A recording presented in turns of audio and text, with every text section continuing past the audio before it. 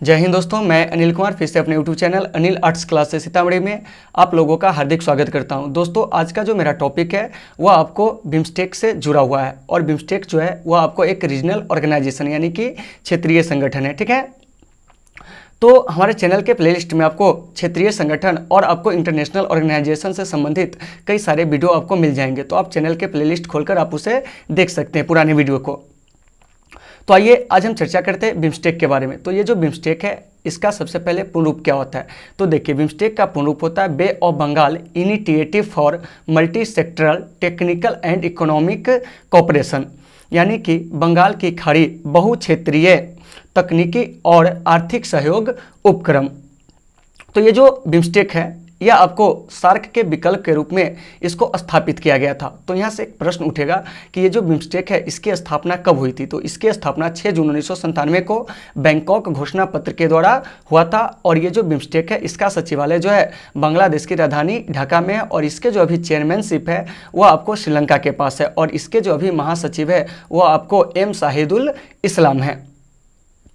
अब यहाँ से मेरा एक प्रश्न आएगा और कि बिम्स्टेक में जो सदस्य देश है वह कितने हैं, तो देखिए बिम्स्टेक में जो अभी सदस्य देश है वह आपको 7 है। ठीक है, तो वह 7 देश कौन कौन है, जैसे कल बताए थे कि सार्क में सदस्य देश जो है 8 है, लेकिन बिम्स्टेक में जो सदस्य देश है वो आपको 7 है। तो इसमें पाकिस्तान नहीं है, एक चीज़ को याद रखिएगा। ठीक है, क्योंकि पाकिस्तान के कारण ही क्या हुआ है कि आपको ये जो सार्क है उसकी स्थिति खराब हुई। तो इसमें क्या है कि आपको पाकिस्तान को शामिल नहीं किया गया। तो इसमें कौन कौन से देश है, तो देखिए इसमें सबसे पहले भारत है। ठीक है, भारत के अलावे आपको बांग्लादेश हो गया, भूटान हो गया, इसके बाद नेपाल हो गया, श्रीलंका हो गया, म्यांमार हो गया और थाईलैंड हो गया। तो इसमें क्या है कि दक्षिण एशिया के 5 देश है और दक्षिण पूर्व एशिया के 2 देश है, म्यांमार और थाईलैंड। तो एक प्रकार से हम क्या देख रहे हैं कि ये जो बिम्स्टेक है यह दक्षिण एशिया के देशों और दक्षिण पूर्व एशिया के देशों को जोड़ने का कार्य करता है। ठीक है, तो बिम्स्टेक में सदस्य देश कितने हो गए, 7। वह देश कौन कौन है इसको थोड़ा सा रिकॉल कीजिए।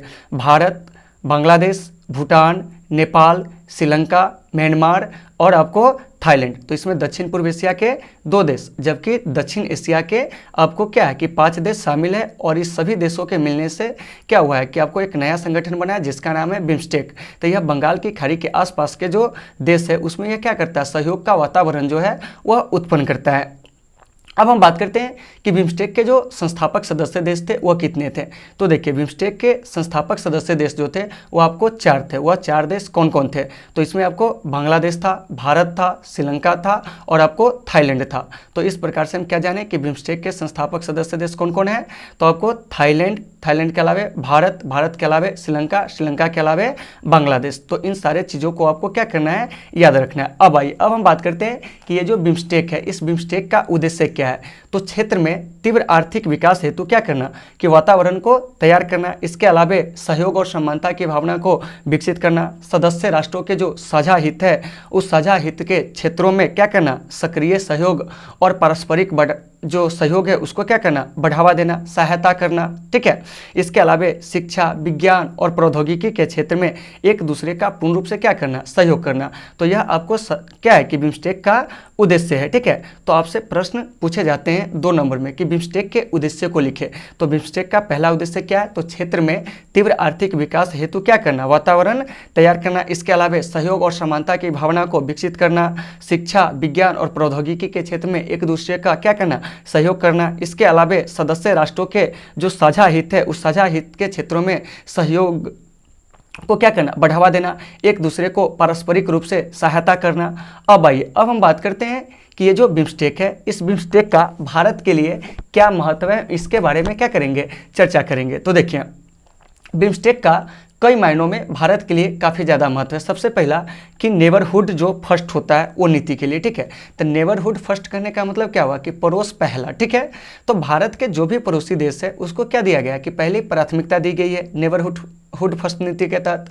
उसके बाद है दूसरा जो है एक्ट ईस्ट नीति। ठीक है, तो क्या हुआ था कि 1991 में पीवी नरसिम्हा राव के द्वारा लुक ईस्ट नीति को शुरू किया गया था, यानी कि पूर्व की ओर देखो नीति के तहत।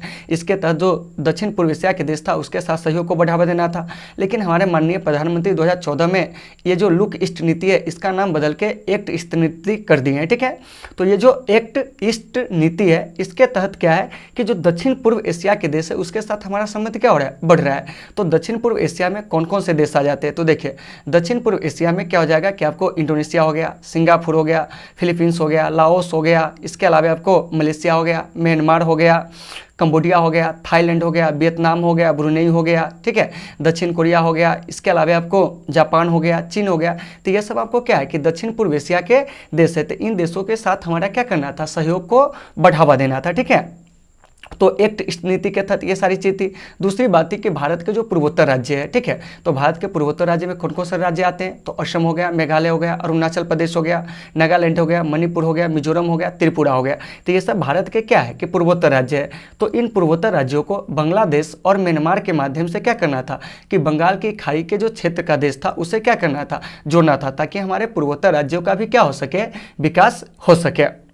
अब आइए अब बात करते हैं बिम्स्टेक के शिखर सम्मेलन का। तो देखिए तो बिम्स्टेक का अब तक क्या है कि 4 शिखर सम्मेलन हो चुका है। तो पहला शिखर सम्मेलन जो हुआ था 2004 में थाईलैंड में, दूसरा शिखर सम्मेलन आपको 2008 में नई दिल्ली में हुआ था, तीसरा शिखर सम्मेलन 2014 में आपको म्यांमार में हुआ था, और चौथा शिखर सम्मेलन हाल के वर्षों में 2018 में नेपाल की राजधानी काठमांडू में हुआ था, और इसका 5वां शिखर सम्मेलन 2020 में जो प्रस्तावित है वो आपको श्रीलंका के कोलंबो में प्रस्तावित है।